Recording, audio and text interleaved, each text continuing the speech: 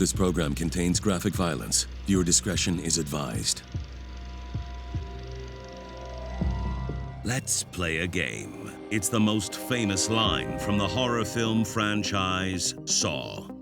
And on March 28, 2012, one fan takes the game a little too far. When the police search Matthew's room, they find DVDs of the Saw movies. And those movies have brutal, gory torture scenes. Among them, one where a man's spinal cord is severed by Jigsaw. It's hard to make sense of what was going on in Matthew's mind. He obviously was fixated on the Saw films. In the film, Jigsaw's mission is to punish those who have lost their way. They must face death in order to appreciate life. The road to hell is paved with good intentions, and that seems to mirror Jigsaw's methods. Off-screen, Matthew copies one of Jigsaw's most maniacal methods of pain. It was horrifying what happened that night. When you actually watch a film and then you think that you can do that, but unlike the film where the credits roll at the end and the individual's name goes up and they walk home, that doesn't happen in real life. And the real horror is that nobody saw it coming. When Jigsaw asks you if you want to play a game, you know your life is about to end. He was about to copy his favorite movie in the most disturbing way possible.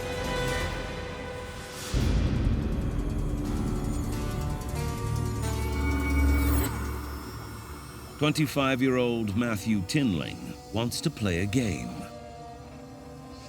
The Saw movies took everyday individuals and put them in wildly imaginative life or death situations. It's like you woke up and your worst nightmare has come to life. For most people, Saw is a work of fiction, a Hollywood creation best viewed on the big screen. But for others, Saw is a motivation to kill. Matthew loves the Saw movies, and they're sort of his template for how to get this information out of Richard.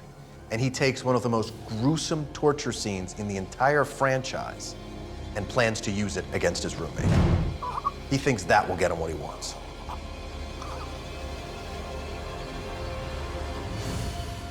In an exclusive interview with Chief Inspector Colette Smith, a copycat killer from the Saw franchise comes to life. The Saw movies were in Matthew's room. That shows us that, oh, he watches horror movies, may gives a rationale why his propensity to violence. The two injuries on the back of the neck were indicative of a scene from Saw movie.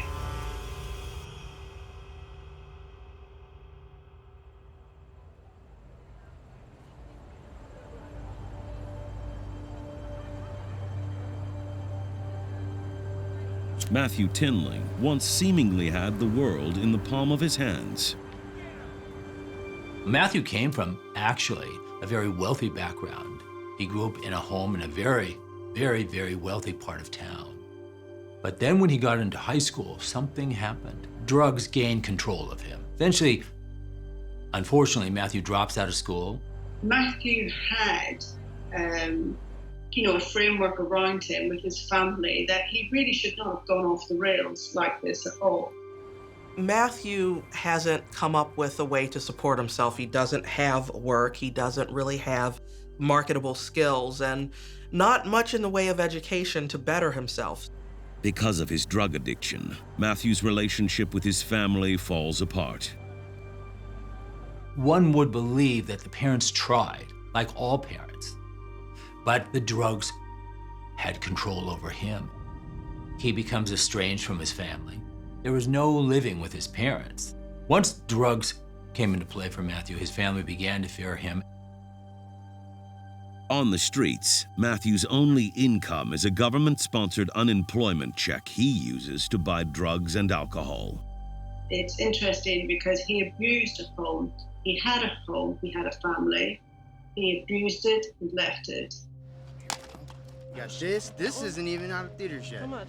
Once you find that you're addicted to drug or alcohol, and that consumes your everyday waking hours. Everything else becomes secondary to feeding that addiction. Doesn't matter where you're living or what you're doing. The brain, due to that addiction, is directing how that individual lives. Hey, come on, guys, hey! Screw you guys! But just when it seems Matthew's hit rock bottom, he's accepted into a local program for homeless addicts. This organization had a whole new way of how to approach homelessness. They wanted to give homeless people places to live, places to call their own, and that would help them get on the road to recovery. Well, in order to secure a room in this particular charity, you have to state that you will go into treatment, that you're committed to treatment. You're committed to fighting this addiction. Matthew said he would get treatment and then was placed in this house. I think everything was going well until he walked in. He clearly had alternative motive. In a house with other users, it's easy to get addicts to fall off the wagon. If you're trying to remain sober, but you're surrounded by people who are still using, it's going to be very, very problematic. And that can trigger, then, of course, individuals to use themselves. Among the group of addicts, Matthew is known as the aggressor. He turns it into everything it should never be. A place where you intimidate, you are violent. Matthew was not a popular individual in the house. He really was seen more like a bully. He was very aggressive. He wasn't particularly social. He was an intimidating type of individual, someone really truly to stay away from. Matthew is described as a horror movie buff with an intense infatuation with one film franchise in particular, Saw. The Saw franchise is wall-to-wall blood and gore and punishment, and Matthew couldn't get enough of that. In each Saw movie, victims must make a choice, follow the rules of the game or die. There's a means to escape, but you have to hurt yourself or maim yourself horribly in some way to free yourself from usually a bound in some kind of way situation. Those who truly want to live will. You can have your freedom, but how much are you willing to go through to get it? The movie leads to 7 sequels, becoming a surprisingly successful horror franchise. And among those fans yearning for more is Matthew. Despite the fact that a lot of people are shocked and horrified by this film, doesn't really faze Matthew other than that he really enjoys it. Matthew watches this movie repeatedly, and he doesn't sympathize with the victims. He sympathizes with the evil mastermind Jigsaw. Throughout the Saw franchise, Jigsaw is responsible for orchestrating the chaos. I would describe Jigsaw as someone who has a renewed sense of purpose. He went through a situation where he was diagnosed with cancer, and he thought his life was coming to an end. The death sentence motivates Jigsaw to play a deadly game. He realized what he was willing to do to live, even though he was given that horrible terminal cancer. So in his mind, now he wants to go to people and he wants them to see things his way. How badly do you want to live? I know how badly I want to live. Jigsaw abducts people who he feels have sinned and pits them against each other in order to teach them a lesson. Jigsaw's philosophy is that if you can play his game and come out the other side alive, you'll have a renewed sense of what it is to be alive, and you should be appreciative for every moment that you have. Matthew is about to discover he's closer to becoming the real-life Jigsaw than he ever realized. For Matthew, things started to change when a new resident moved in. All right, so welcome to your new home. His name is Richard Hamilton, and he claims to be a 45-year-old military veteran also struggling with an addiction to drugs and alcohol. He's quite a sad, vulnerable individual who has, he's been in the care system didn't know how to get out of it. He told a number of people he went to the army. We have no record of him working or being in any long-term employment.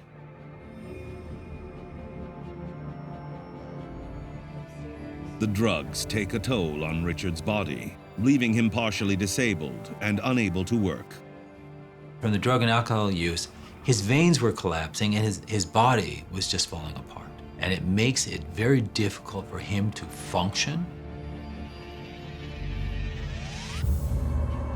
Like Matthew, Richard is also estranged from his family. For Richard and Matthew, there was actually a great deal they had in common. Both had a history of addiction, but they also had a history of being homeless. They also had a history of being in isolation. Matthew! Hey, how you doing? Hey, here you are. How you doing? Good. Good. Just wanted you to meet your sweet mate. How you doing? I'm Richard. Although their lives are similar, their personalities are polar opposites. Need anything? I'll be back a little later. Okay. Cool. Thanks very much. See ya. Richard is described as a very shy and quiet person, sort of nondescript and just an easygoing kind of individual. All his life, he actually had nobody. And you could tell that he actually wanted somebody. He wanted to belong. Matthew was truly looking at people who he could manipulate. And so when he saw Richard, to him, that seemed like someone that he could control, someone that he could manipulate.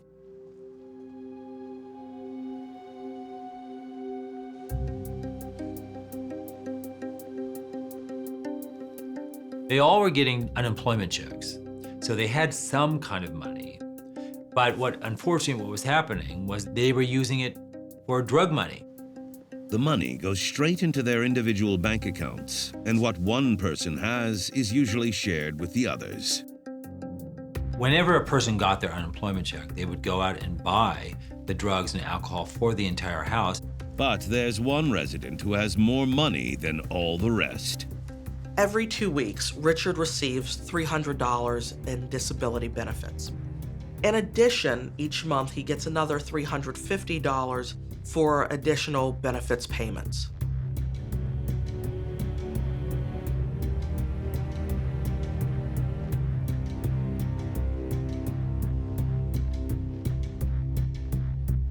Matthew is jealous of Richard's healthy payday.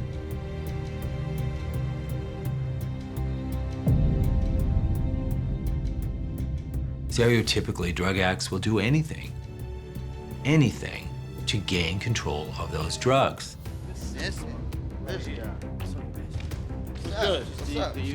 What am I gonna do with that? You know it's 20. I know it's What am I gonna do with that? I need this, man. What am I gonna do? Come on, I need loyal money. Customer, come on, man. Okay. Well, get the hell out of here, man.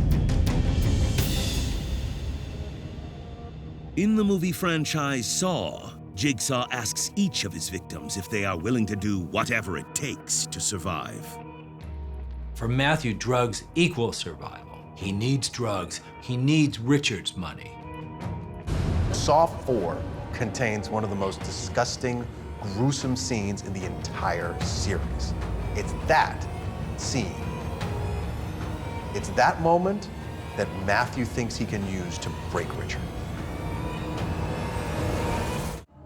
Matthew Tinling is an aggressive drug addict who will do anything for his next fix. Even if that means becoming one of the deadliest horror villains of all time. Jigsaw from the movie Saw. He's basically broke. He's barely surviving on the unemployment check that he gets every month. He's lucky to simply have a roof over his head.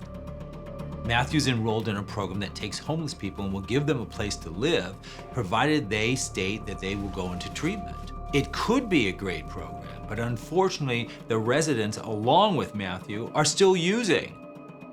And unfortunately, living in that environment enables them to continue to use.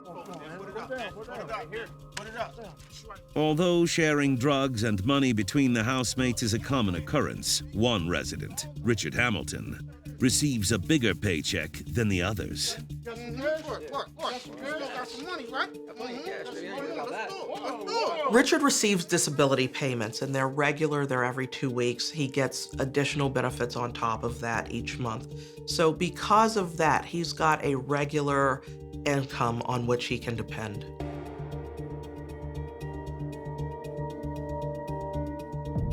But he doesn't throw it in people's face. He doesn't gloat about it. He's very shy, he's very reserved.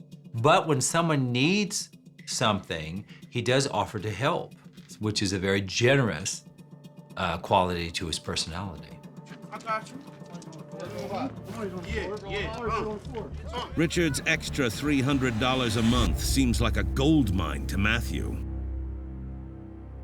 If you're living in a house where everybody is money hungry and nobody's working and drugs are ruling them, they are going to focus in on the one person who gets a little bit more money than they do. So unfortunately, in that environment, it's going to be very difficult for people not to try to use Richard. Richard was new to the area, and Matthew said, oh, well, you know, I know everyone around here, you don't.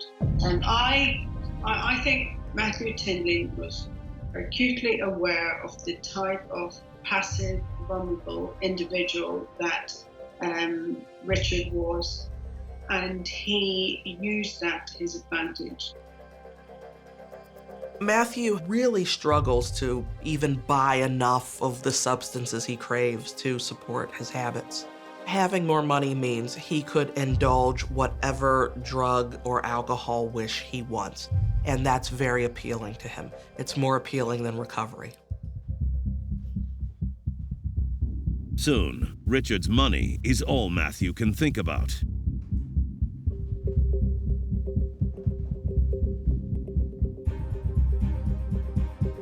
Matthew becomes obsessed. He must have that money. He becomes addicted to the idea of getting a steady stream of money, just like Richard has. And if he has to take it from Richard, that's exactly what he's going to do. But getting his hands on Richard's cold, hard cash is easier said than done.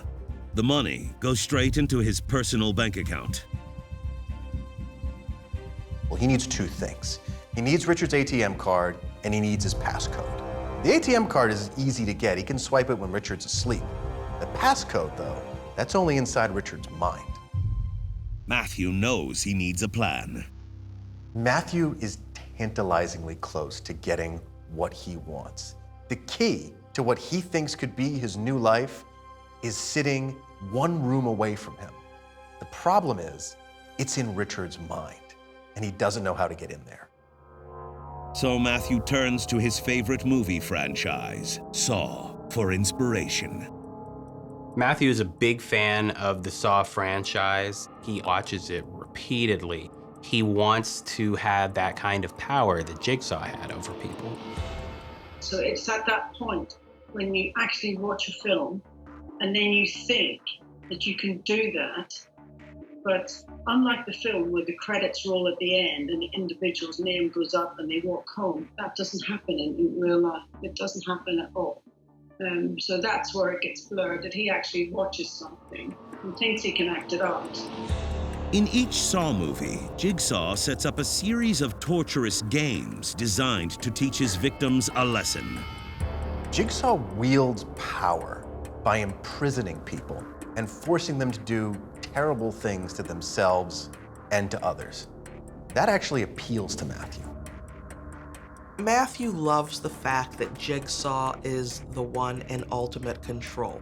Jigsaw can make almost anyone do almost anything. Matthew decides he's going to use Jigsaw's mind tricks on Richard. Matthew wants Richard's money, plain and simple. He wants it for himself. Matthew? What's going on, man? Matthew tries to bully Richard into giving him the password to his bank account.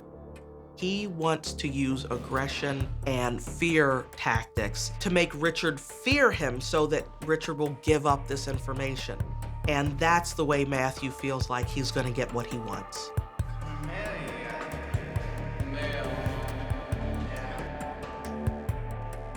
And in the month beforehand, when the other residents hears the violence, it is Matthew shouting, saying, to give him the money and the cards. So. Where's all the money? Matthew's entire attitude towards Richard changes basically just on a dime, because now all he does is see Richard as a amount of money. Matthew really became a thorn in Richard's side. Every time he encountered his roommate, he went out of his way to antagonize and upset him. Matthew regularly bullied, harassed, and intimidated Richard. First, he was a roommate, maybe even a friend. Now, he's just a target. Richard tries to distance himself from Matthew inside the group home. Richard completely and totally withdraws under the force of Matthew's bullying. He essentially becomes a recluse. Richard will only leave his room in the dead of night when he feels that he can avoid Matthew and get in and out unseen and unharassed. But the longer Richard hides in fear, the more desperate Matthew becomes. In his drug-induced mind, he sees himself as already having this money, and he pictures himself with extra cash each month due to Richard's disability check. He's desperate, he's angry, he wants Richard's money now. In the Saw franchise, Jigsaw uses mind tricks and physical torture to teach his victims a lesson. Matthew figures if verbal abuse isn't doing the job, if it's not compelling Richard to do what Matthew wants, maybe it's time to take things to the physical realm. Matthew watches Saw 4, looking for a plan to make Richard suffer. Matthew wants to completely and totally dominate Richard. Matthew thinks that if that happens, Richard will do whatever he says. It's not unlike the Saw movies, where Jigsaw locks away his victims and forces them to do his sick and twisted bidding. Matthew Tinling is preparing to torture his housemate, Richard Hamilton, like the maniacal killer Jigsaw does to his victims in the movie Saw 4. Matthew is a drug addict living in a house provided by a charitable organization. He's envious of another man in the house named Richard, who receives a disability check.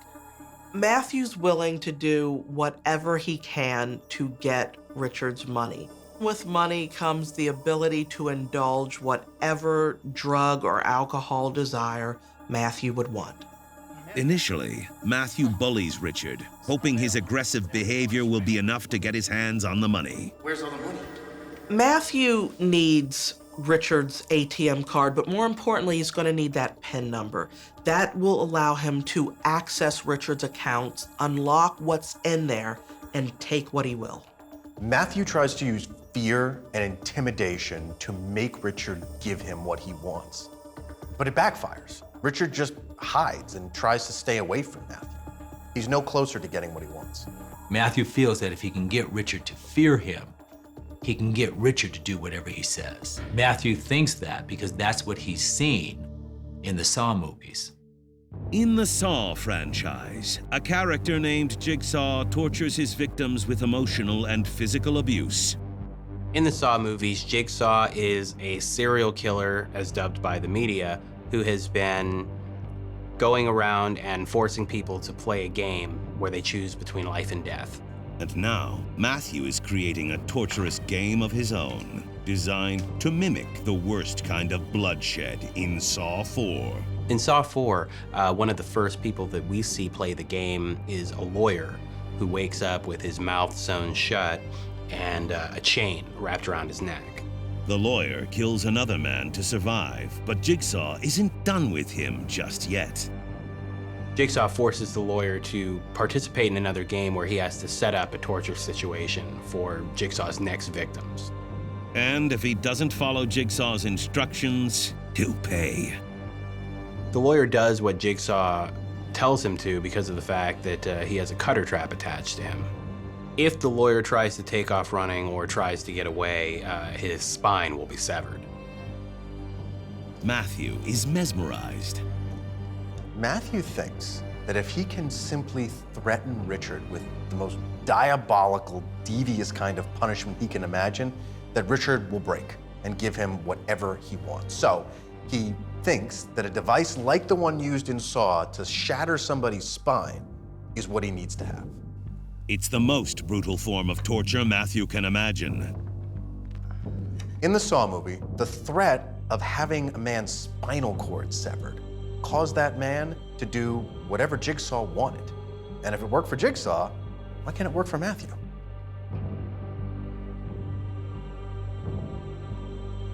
Matthew watches the movie over and over again so he can figure out how to build Jigsaw's torture device. But despite his best effort, Matthew is unsuccessful. For someone who wants to copy a movie, there's a great leap from the mind of a writer and a director to the confines of reality.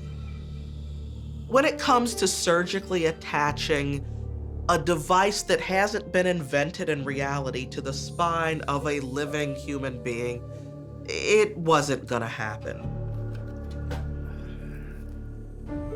Although Matthew would love to bring Saw 4 to life, he wants Richard's money more. So he can't copy the device.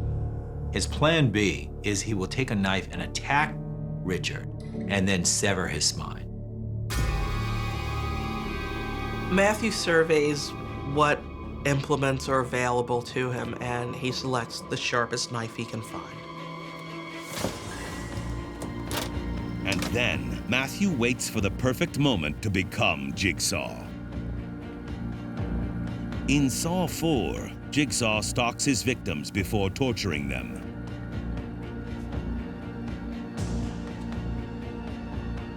Jigsaw takes a lot of time to study people and their daily routines. He seems to know almost everything about them by the time that they find himself playing his game. Matthew is doing the same. Can't hide from Jigsaw, you can't hide from Matthew. Eventually, they're gonna catch up with you. Richard can't avoid Matthew forever because they're roommates. They have their own bedrooms, but all of the common space, and certainly the way out to the wider world, is in common area with Matthew. Richard needs food, he needs water. He can't stay in his room forever. As Matthew lies in wait in Richard's room, he suddenly sees the door open.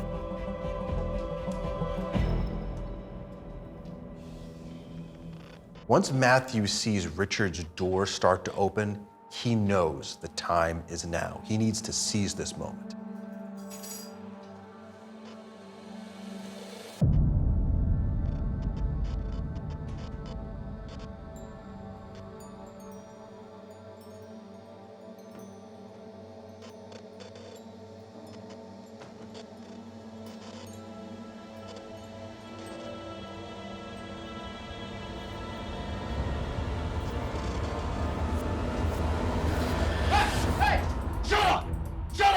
He tries to escape from Matthew, do whatever he can to not be in Matthew's sight.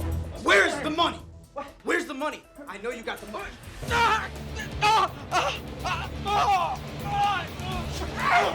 Where's the money? Matthew pushes his way into Richard's room and then starts searching for money wherever he can find it. The whole purpose behind this was to get the car, to get the money, to get the drugs. Richard did have money comparative to the rest of them in that house. He had substantial money. It may only be benefits, but it's substantial to them. Once he takes whatever money he can find, he then turns his attention back to Richard. Give me the card, come on! Where is the ATM card?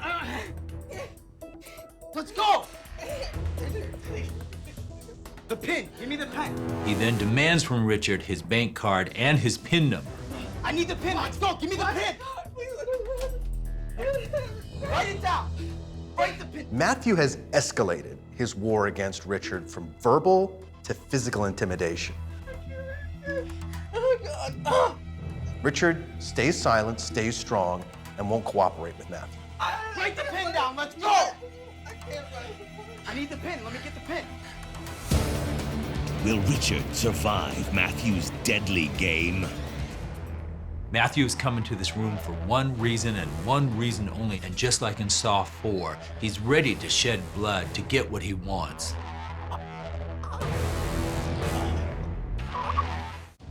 Matthew Tinling is copying his favorite horror movie villain, Jigsaw, as he stalks his housemate, Richard Hamilton, and attacks him with a knife.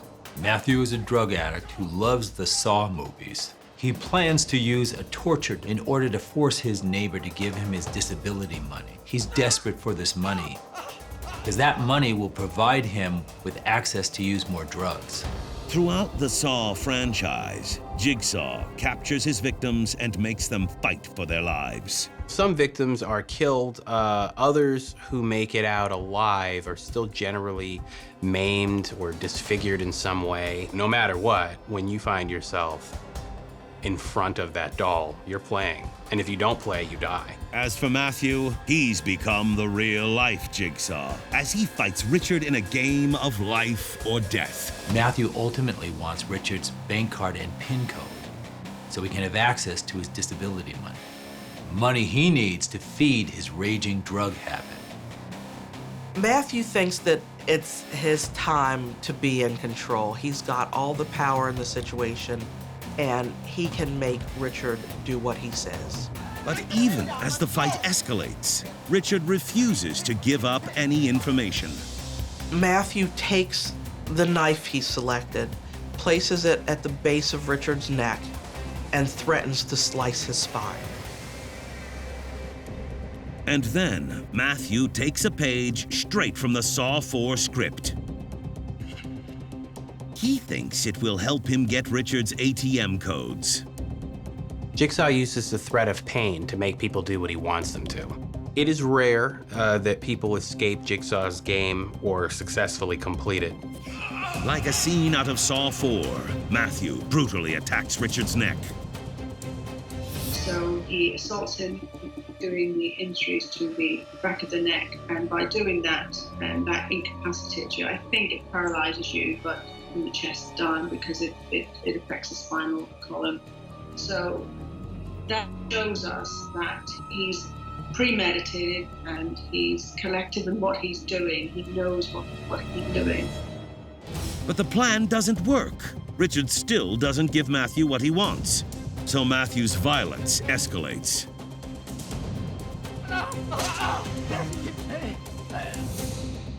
Write it down! During the attack, Matthew stabs Richard again and again. No.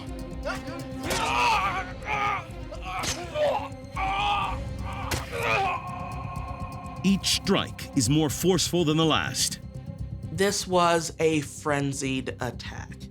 Matthew stabbed Richard 17 times in the head, in the neck, in the legs. Blood is everywhere.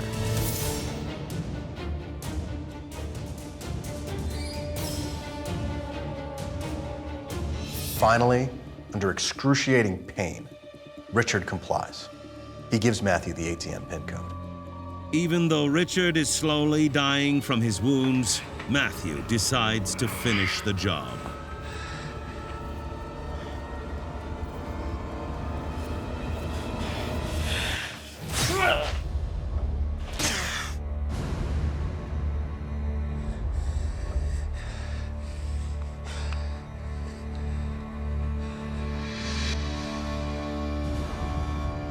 He takes Richard's bank card and leaves him there on the floor. He doesn't even bother to close his door. He knows Richard can't crawl away, so he leaves him there just to die. This must have been a torturous experience. I mean, Richard had a torturous life. But in those moments before he died, he would have been in torment. Back in his room, Matthew cleans Richard's blood off his body.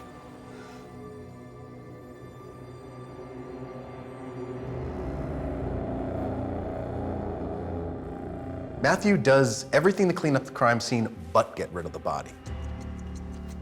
He takes his blood-stained clothes and puts them in plastic bags and takes several trips down to the garbage bins to throw them away. He also cleans his apartment to make sure that there's no blood left there. Then, Matthew spends the next several days binging on drugs while Richard's body rots inside his room. And whatever his mental state was at that time, Matthew neglected to remove the body from the scene. How does anybody forget to move the body? It boggles the mind. He was just so driven to get those drugs and so self-involved, so self-focused that he wasn't even thinking of the future. He was just living for the moment that now he had that money and now then he could get his drugs. 8 days after the murder, Matthew uses Richard's ATM card to steal money from his account. Matthew withdraws about $330 from Richard's bank account using the stolen ATM card and also using the code that he tortured out of Richard. Richard! Matthew thinks he's pulled off a crime worthy of Jigsaw, but he's about to learn that in real life, criminals don't always come back for a sequel. About 2 weeks after Richard's death, another resident walks by his room. He realizes he hasn't seen Richard in some time and opens the door to make sure that he's okay. But what he finds inside Richard's room is a horror movie come to life. This crime scene looked like the massacre that had happened there. There was blood, there was the stench of death, there was a decomposing corpse lying on the floor. He sees Richard's body and there's blood, and so he knows Richard's been murdered. But he doesn't know who the killer is and if the killer will strike again. And a team of investigators are determined to get justice for Richard. We sort of felt obliged to do everything we could for Richard because all his life he had actually had nobody. And you could tell that he actually wanted somebody. He wanted to belong. So we become his family. We bring justice for him. Matthew Tinling has killed his housemate Richard Hamilton in order to steal Richard's disability money. Matthew is an unemployed drug addict who's obsessed with the movie Saw 4. He saw the opportunity to steal money from Richard so he could get more drugs and also to live out his horror movie fantasy. Throughout the Saw franchise, the movie's villain Jigsaw is always one step ahead of the law. Jigsaw commits crime after crime, and just when you think he might get caught or he's dead, another sequel comes out, and he's made a comeback. As for Matthew, over a week after he kills Richard, another resident of their building discovers his decomposing body and calls the police.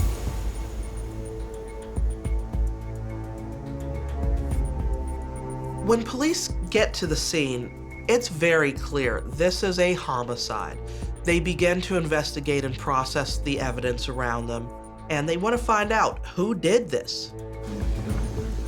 My God. That bone marrow? The more they look at it, the more they realize that this isn't going to be an easy case to solve. Richard had no close friends. Richard was homeless, living on the edge of society. But despite the difficulty, detectives are determined to nail down a suspect. The police search Richard's apartment. They dust for prints and try to recover DNA, thinking the killer's fingerprints or DNA might be on what they're looking at. The detectives look at Richard's bank statements. And from looking at his statements, they realize he hasn't taken his money out in some time. And that's when everything begins to fall into place. With Richard, usually when his money was deposited, he would go to the bank and take out some from his account. But the detective noticed that this last time, that wasn't the case. The money sat there for a while until it was taken out.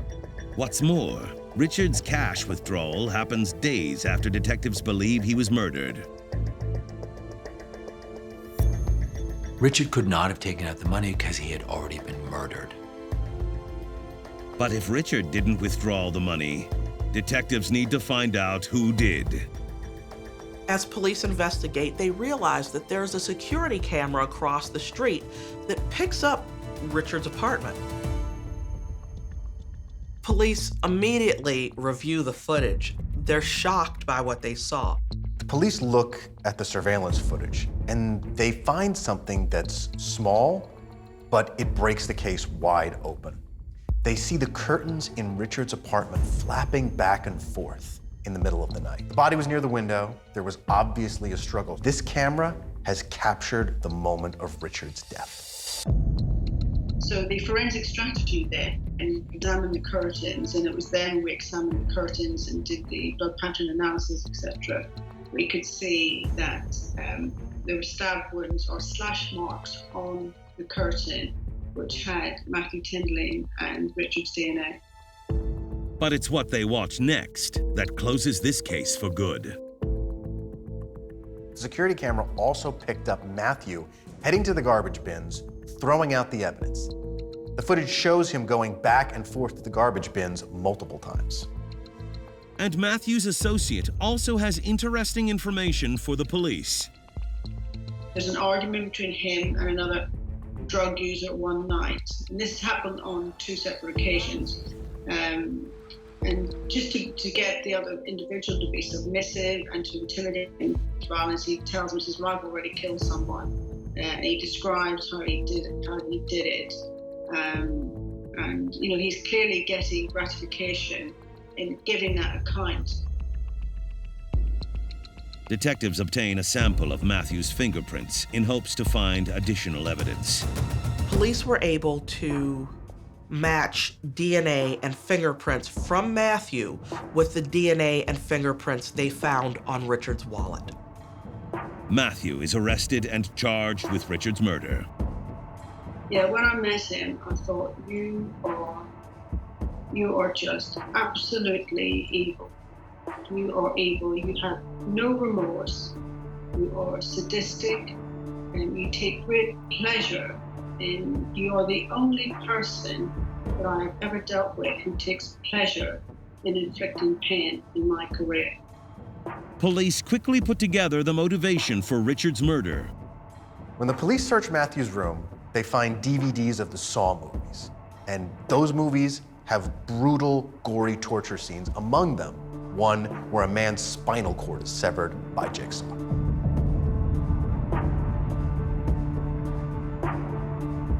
He obviously was fixated on the Saw films, but he also was driven and controlled by his addiction. That's the closest thing we can say about what was going on in his emotional brain. In the end, the movie he loves most becomes his very own death sentence. It's believed that Matthew killed Richard in the manner he did based on watching Saw movies, and seeing those movies in his room gave him away. Matthew is found guilty of murder and sentenced to a minimum of 30 years in prison. Matthew was pretty clearly delusional if he thought that he could commit this crime and get away with it. It seems as though the line between fiction and reality started blurring for Matthew. His drug addiction couldn't have helped. Like all of Jigsaw's victims, Matthew's freedom is also taken. It's hard to make sense of what was going on in Matthew's mind.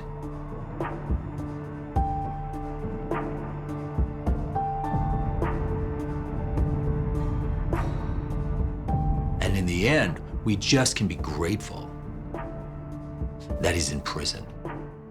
In the Saw movies, you never quite see the last of Jigsaw.